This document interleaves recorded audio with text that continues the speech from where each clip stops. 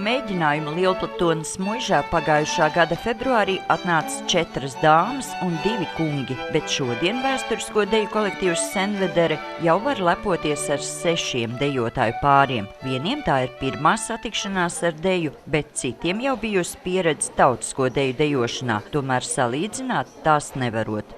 Es nesaku, ka ir viegli dejot tautiņdejas, bet šeit ir vairāk jāstiepj, vairāk jāstāv, jānotur stāja, kakls, galva, skatiens. Tam pievērš ļoti lielu uzmanību. Tie paši soļi ir pavisam savādāki nekā tautiņdejās. Renesanses laikā, ko par savu sauc Senvedere, tapa pirmā karaliskā dejas akadēmija un radās balets. Tāpēc šo deju pamatā ir klasiskā baleta soļi, kas neprofesionāļiem nav vienkārši. Mēs arī vēl tikai mācamies un cenšamies, bet lai to visu ļoti pareizi izdarītu. Kādreiz cilvēki uz ballēm ir ļoti mācījušies, un ja kāds nav zinājis kādu deju perfekti, viņiem esot bijuši līdz pat tādi duncīši, un viņi esot dūruši tam, kurš sajauc deju.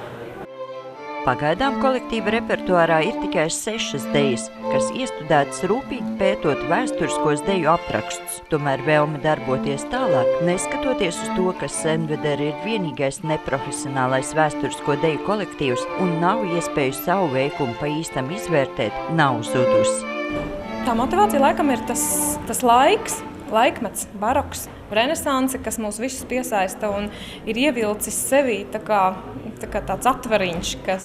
Atzīmējot gada jubileju, Senvederes lielākais sapnis ir pašiem iegūt tērpus, kas pašlaik tiek īrēti no Rundāles pils un piedalīties senās mūzikas festivālā.